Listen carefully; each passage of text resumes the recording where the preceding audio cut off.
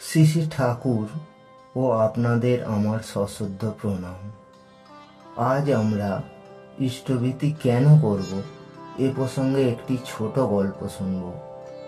বিশেষ বিশেষ সময়ে এক দেবদূত পৃথিবীতে আসেন এবং পৃথিবীর মানুষের মধ্যে চিহ্নিত বা সিলেক্টেড ব্যক্তিদের এক বিশেষ জায়গায় নিয়ে যান। সেখানে যেতে পারলে আপনি যা চাইবেন সব কিছুই পাওয়া যায়, যেমন মান, যশ, অর্থ, সম্পত্তি, শক্তি, সমৃদ্ধি, স্বর্গীয় ও নৈসর্গিক বস্তুসমূহ। দেবদূত শুধুমাত্র একটি শর্ত দেন, কোনো কিছুই নিয়ে যাওয়া যাবে না এবং নিয়ে গেলেও তা থাকবে না, কিন্তু এমন কিছু আপনার কাছে আছে যা দিলে যা চাও আনতে পারো। তাই একজন চিহ্নিত ব্যক্তিকে জানালে সে যাওয়ার জন্য রাজি হয়ে গেল।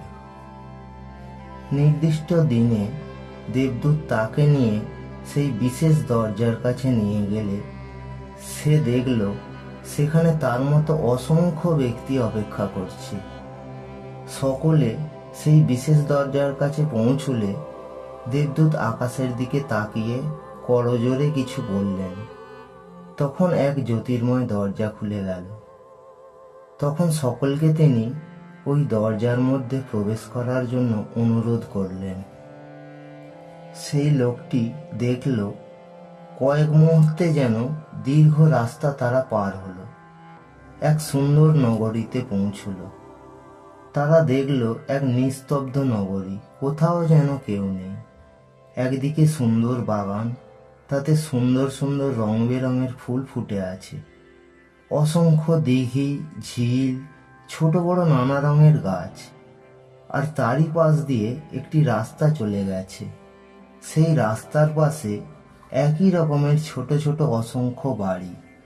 সেই বাড়ির পাশে ছোট্ট ছোট্ট বাগানে ফুল ও ফলের গাছে অসংখ্য ফল ধরে আছে। দূরে একটি পাহাড় দেখা যাচ্ছে, তা থেকে একটি ছোট্ট নদী বয়ে চলেছে। তখন এক সন্ন্যাসীর সাথে দেখা হলে সে জানতে পারল ওই বাড়িগুলিতে অসংখ্য সাধক সাধিকা ভক্তরা ওখানে থাকেন।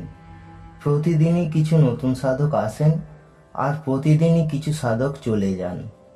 কিন্তু একটা মজার কথা হলো, সব সময় কিন্তু একটা বাড়ি খালি থাকে, যতই সাধক আসুক না কেন।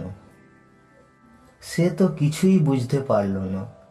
যাই হোক, তখন তারা দ্বিতীয় রাস্তা ধরে চলতে লাগলো, সেই মহলের দিকে যেখানে তাদের বাসনা পূরণ হবে। মহলে প্রবেশ করে দেখল এক এক মহলে এক এক রকম বস্তু পাওয়া যায়। কোথাও শাড়ি, গহনা, সম্পত্তি, তো কোথাও মান, যশ, অর্থ ইত্যাদি। যার যেমন দরকার যতটা সম্ভব নিয়ে নিল। কিন্তু দেখা গেল যতই নেওয়া যাক না কেন সেখানে সাথে সাথে তা পূরণ হয়ে যাচ্ছে। সকলে বিরাট বিরাট বোঝা বেঁধে চলতে লাগলো। সব শেষে তারা দেখল একটা মহলে বিশেষ কেউ যাচ্ছে না, খালি। সেখানে গেলে কিছু দিতে হয়, তাহলে বিশেষ কিছু পাওয়া যায়।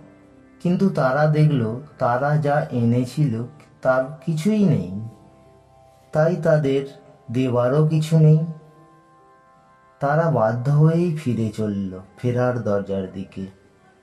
সকলে ফিরলে দেবদূত দিব্য দরজা খুলে দিলে সকলে সেখান দিয়ে ফিরে এলো। কিন্তু হায়, তারা দেখল অত বড় বোঝা থেকে এক একটি করে সব বস্তুই অদৃশ্য হয়ে গেল।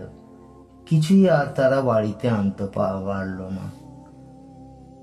ঠিক যেমন করে আমরা জন্ম নেওয়ার সময় বোঝা ভরে নিয়ে আসি, কিন্তু জন্মের দরজা পার হওয়ার পর শোক দুঃখ ছাড়া কি বা নিয়ে আসতে পারি? সুখ, সে তো বালিকণার মতো কিঞ্চিত মাত্র। তখন ওই ব্যক্তি অনেক অনুনয় বিনয় করে দেবদূতকে ডাকতে লাগলেন। তার কাতর ডাকে দেবদূত দেখা দিয়ে ডাকবার কারণ জিজ্ঞাসা করলেন।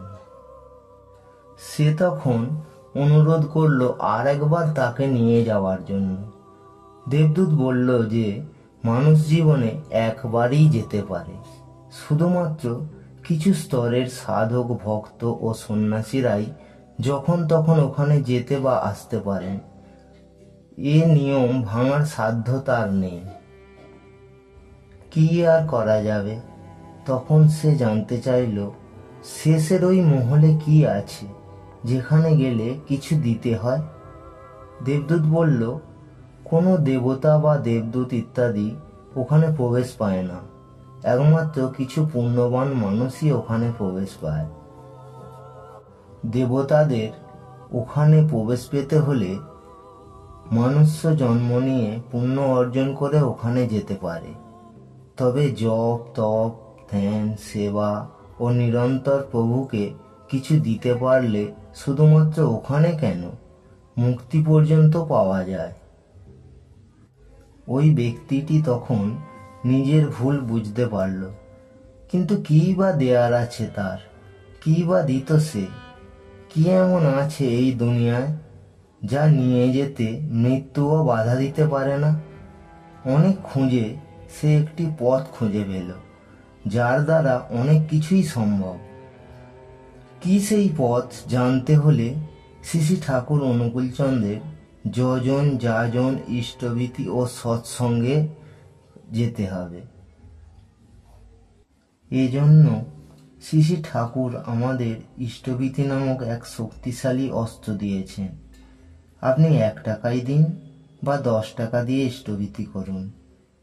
এই যে প্রতিদিন দিচ্ছেন, এই দেওয়ার অভ্যাসের জন্য একদিন জীবনের শেষে দেখবেন অনেকটাই পুণ্যফল জমা করেছেন, যার দ্বারা আপনি আগামী জীবনে সম্পত্তি সাধনা বা সুখ যেটা চাইবেন নিয়ে আসতে পারবেন। আর এর সাথে কোনো বিপদগ্রস্ত মানুষকে সামনে থেকে না পারলেও আড়াল থেকে কিছু সাহায্য করুন। সে না মানলেও সে যে তাৎক্ষণিক আনন্দ পাবে তা কোনো নরনারায়ণ সেবার হাজার হাজার টাকা দান করার চেয়েও অনেক গুণ ফল আপনি লাভ করবেন। আপনার হৃদয়ে বসা শ্রী শ্রী ঠাকুরকে আবারও আমার সশ্রদ্ধ প্রণাম। আজ এটুকুই থাক। জয় গুরু, জয় ঠাকুর।